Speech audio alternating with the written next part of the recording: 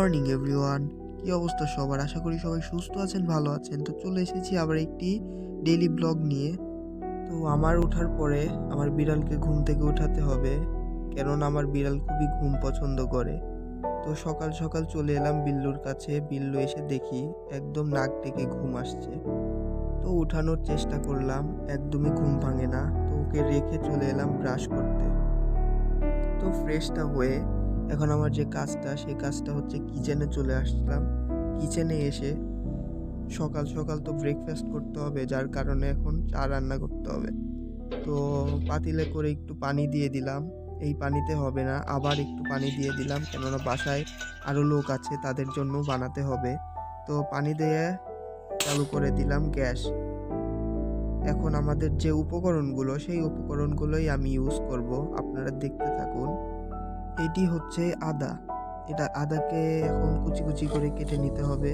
এই কাটাতে আমার আম্মু সাহায্য করছে। এটা হচ্ছে আমার আম্মুর হাত, কেননা আমাকে ভিডিও করতে হচ্ছে। তো আদাগুলোকে পানির মধ্যে ছেড়ে দিলাম। আদার পরে চলে এলো যে জিনিসগুলো, এগুলো আপনারাই কিনে নেন। এগুলো কি অবশ্যই আমার কমেন্ট বক্সে জানাবেন যে কি উপকরণগুলো ইউজ করেছি। শীতের দিনে 1 কাপ চা ছাড়া সকালবেলা কল্পনা করাও দায়, কেননা এই চাই সকালকে করে থাকে মধুর ও শান্তিময়। এই চা যদি না থাকতো তাহলে এই সকাল এতটা মধুর মনেই হতো না।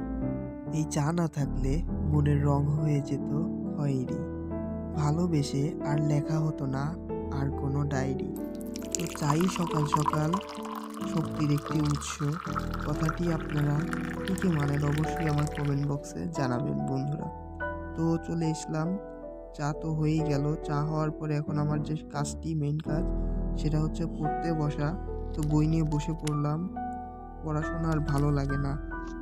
যে বয়সে সঙ্গী হওয়ার কথা একজনের, সেই বয়সে বই হয়ে গেল সঙ্গী।